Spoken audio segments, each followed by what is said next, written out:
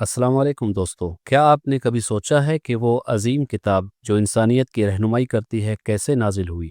ایک زمانہ تھا جب ہمارے پیارے نبی حضرت محمد صلی اللہ علیہ وآلہ وسلم اپنی روزمرہ کی عبادت اور غور و فکر کے لیے غار حرا کی تنہائی میں وقت گزارتے تھے۔ یہ وہ مقدس مقام ہے جہاں اللہ تعالیٰ کا مقدس کلام نازل ہوا۔ آج ہم آپ کو لے چلتے ہیں اس لمحے کی داستان میں جب غار حرا میں ہمارے پیارے نبی صلی اللہ علیہ وآلہ وسلم پر پہلی وحی کا نزول ہوا۔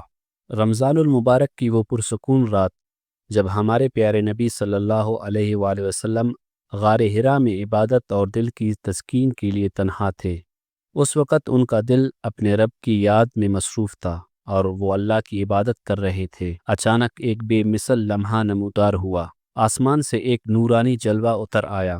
حضرت جبرائیل علیہ السلام، فرشتوں کا سردار، اللہ تعالیٰ کا پیغام لے کر حضور صلی اللہ علیہ وآلہ وسلم کی بارگاہ میں حاضر ہوئے۔ پہلا اور عظیم پیغام ان پر نازل ہوا، اقرأ، ایک ایسا پیغام جس کے آنے سے دنیا کی جہالت کے اندھیروں میں علم کا نور پھیل گیا۔ حضور صلی اللہ علیہ وآلہ وسلم کی حالت ایسی ہو گئی کہ ان کے دل پر اللہ تعالیٰ کے کلام کا رعب غالب آیا۔ یہ وہ لمحہ تھا جب انہوں نے محسوس کیا کہ اللہ تعالیٰ کی عظمت اور رحمت ایک نئے انداز میں ان کے دل تک پہنچ رہی ہے۔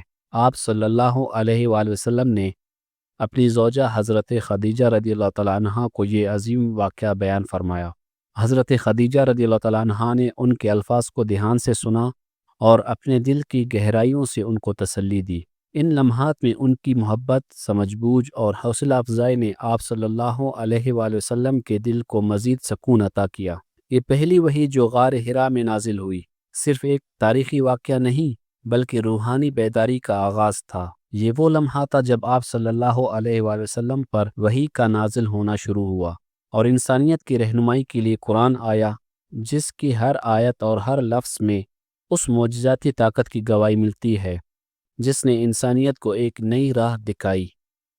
یہ کہانی ہمیں یاد دلاتی ہے کہ اللہ تعالیٰ کی رحمت، اس کی حکمت اور اس کا کلام ہمیشہ ہمارے لیے رہنمائی کا ذریعہ رہے گا۔ آج ہم شروع کر رہے ہیں ایک ایسی سیریز جس میں قرآن مجید کی بے پناہ حکمت اور حیران کن کہانیاں آپ کے سامنے آئیں گی۔ اس سیریز میں ہم قرآن مجید میں موجود کہانیوں اور معجزات کی حقیقت کو بے حد دلچسپ انداز میں بیان کریں گے۔ قرآن میں ایسی کہانیاں موجود ہیں جن کے ذریعے ہمیں ایمان، استقامت اور اللہ کی قدرت کا پتہ چلتا ہے۔ مثلا حضرت نوح علیہ السلام کا قصہ، حضرت یوسف علیہ السلام کی کہانی، حضرت ابراہیم علیہ السلام کی قربانیاں۔ کیا آپ جاننا چاہیں گے کہ کیسے ان کہانیوں میں کائنات کے راز چھپے ہیں؟ کیسے قرآن نے اپنے اندر حکمتوں کا سمندر رکھا ہے؟ دوستوں، یہ سیریز آپ کو ایک ایسے سفر پر لے جائے گی جہاں ہر کہانی، ہر معجزہ ایک نیا راز کھولتا ہے۔ ہمارے ساتھ رہیے اور جانیے کہ کیسے قرآن مجید کی کہانیاں اور معجزات آج بھی ہمارے لیے روشنی کا منبع ہے۔ اگر آپ یہ سیریز دیکھنا چاہتے ہیں تو ویڈیو کو لائک، شیئر اور سبسکرائب کرنا نہ بھولیں اور کمنٹ میں اپنی رائے اور تجاویز ضرور دیں۔ اللہ حافظ۔